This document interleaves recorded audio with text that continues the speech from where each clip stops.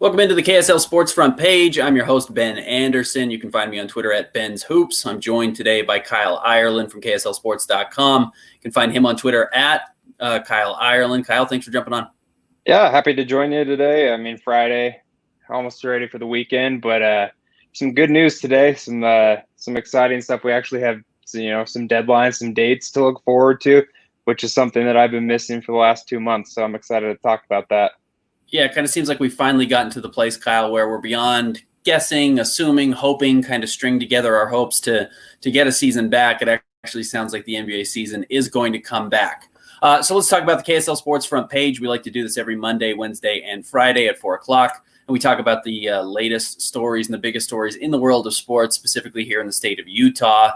And then we write about them at KSLSports.com. The big story, obviously, going on over the last 48 hours, Kyle, and I'm actually going to link out of this over to a new page that we've got here, and that is the return of the NBA season. And yesterday, we really kind of got a full picture as the Board of Governors voted to approve the 22-team plan to bring back the season. Today, the NBA Players Association is still negotiating on that, but they did agree to the 22 teams coming back. So I think that's a very good start.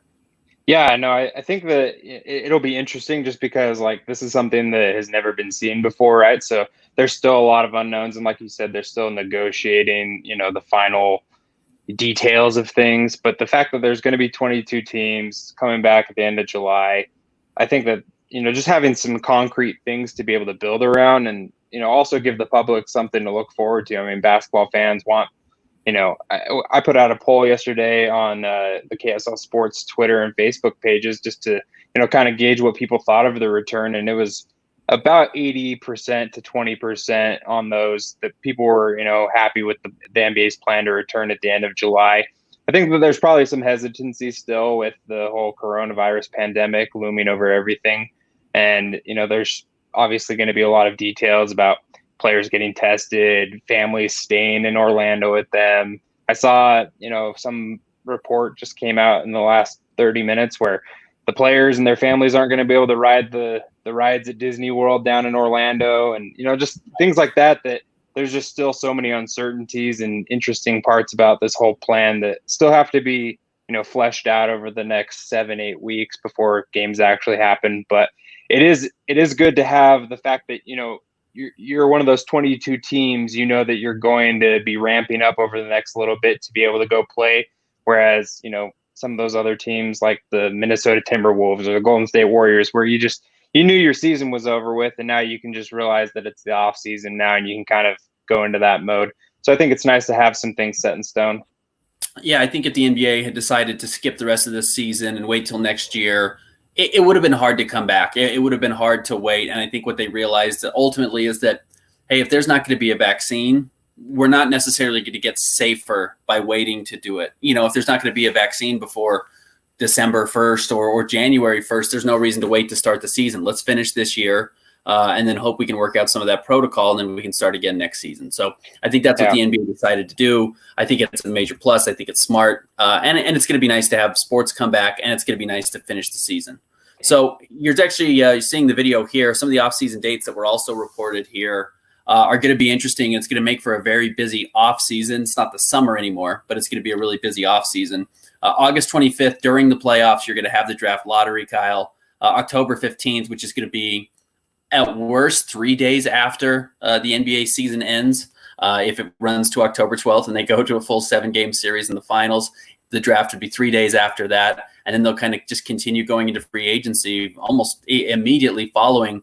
It's just going to be really tough for the players to feel like they get away from the season in between the 2 years. Yeah, I know for sure. In between the 2 seasons. I think you look at it and, they've almost gotten half of their off season right now that they've been able to take. And so there is going to be a lot more, I feel like, energy. There's going to be, some players have had time to recover from little nagging injuries and things like that. So I think the potential for having a really strong playoffs is there, provided, everything goes smoothly. I think it's interesting the fact that, you brought up the NBA, being able to restart this season. I think that one of the biggest points of being able to come back and finish out this year is by having, 8 regular season games and then some postseason games to be able to kind of wade through this pandemic with, you're able to test things out, figure out what works best, so that way you can make some adjustments for next season. Because if there's not going to be a vaccine that's readily available, I mean, who knows if in the 20 and 21 season we're able to have, fans in the arenas. There's so many unanswered questions for even next season. To be able to get some of those little things answered and figured out in a test environment like Orlando, I think it's really just going to help propel, the positives for next season, be able to run that smoothly.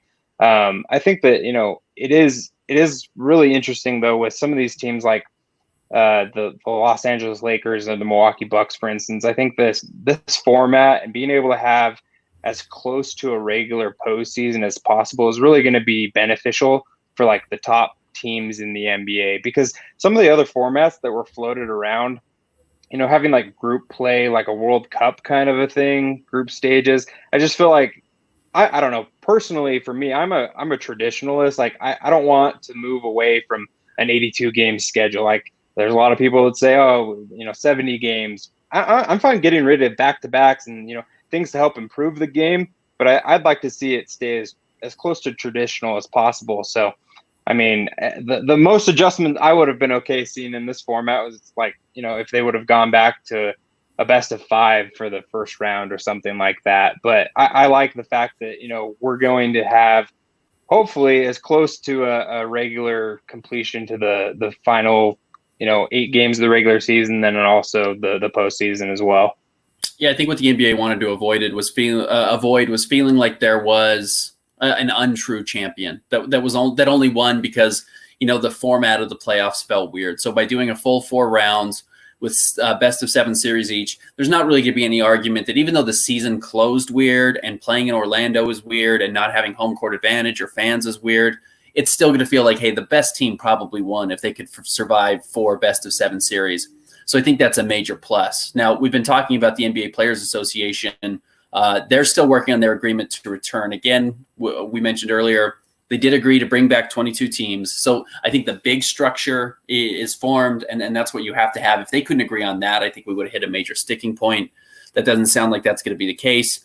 But there are still other details that they've got to figure out. And one of those details, a couple of those details include preseason games, exhibition games. There might be 2 to 3 of those if the players want to feel like they have those before they get into the regular season. And then, the type of testing they're going to be going through. It doesn't sound like they're going to be doing blood testing, but they're still going to have nightly tests for the coronavirus, which some players had talked about being an issue.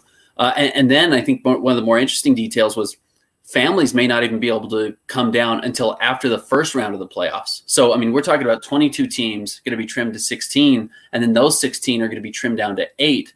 You're going to have to get to the second round of the playoffs before you see your family at all. Yeah, I think it's interesting, though, because one of the things with this virus, right? Like the more people that are involved, the more contact points that are there, the higher the likelihood of transmission is. And so I think by having some of those things eliminated throughout this process is a positive for the virus's sake, right? Because you look at it and you're saying, okay, they have 30 teams in the NBA.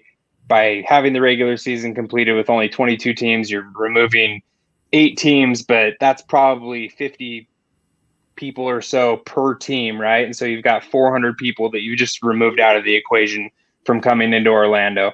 And then you remove another 6 or so by the first round, right? So like you're trying to limit the amount of possibilities that you have for, a spread of a virus. I think that, some of the things that have been floated about this being like a bubble, right? It's going to be interesting to see how tight of a quote unquote bubble this is, because there's going to be, janitors and, chefs and all of these people working in hotels and things that are living in Florida. They're going home at night, they're living their lives. And so the NBA doesn't have any control over those types of things. Whereas like the players that are staying there or families that are coming into the complex, there's a little bit more of a controlled environment there, but you're still bringing some outside, contact points, for lack of a better phrase, into that environment, into that situation. And so trying to limit that as much as possible, I think is really interesting, just to see that, they've already done that by limiting the amount of teams, but how they can kind of further create the safest environment for this.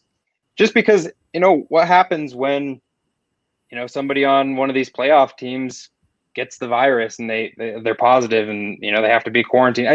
I'm really interested. Hopefully, none of that happens. I would love to see this just run perfectly smooth and nothing actually, comes out of it and we don't have to worry about these types of things. But I was working that night of March 11th and I'll never forget that night just because it was so crazy. I mean, the Jazz are about to tip off and then all of a sudden, I turned over to one of our coworkers and I was like, have you ever seen this before? I mean, they're stopping the game. They're not tipping it off. And then, we saw what unfolded after that over the next few hours and with Rudy Gobert and then Donovan Mitchell the following morning.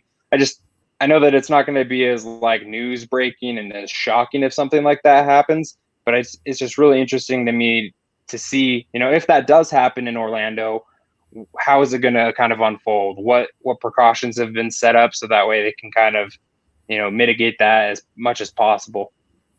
Yeah, I think one of the interesting details that's kind of coming out of these stories is that they're going to need 7 days of quarantine if a player does test positive. That's a good sign. I think originally the belief would have been 2 weeks, and 2 weeks is an entire playoff series. So it sounds like that will actually probably be dropped down to about 7 days.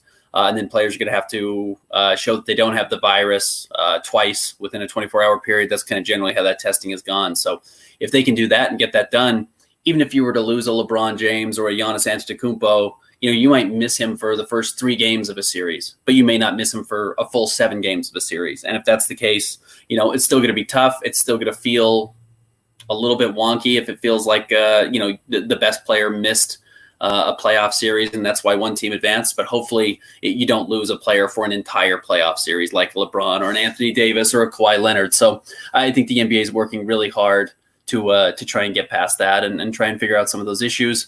And I think that's very promising. Now, I think one of the things that we probably expected, Kyle, and unfortunately, because the Stars were having such a good season, the entire G League year did get canceled.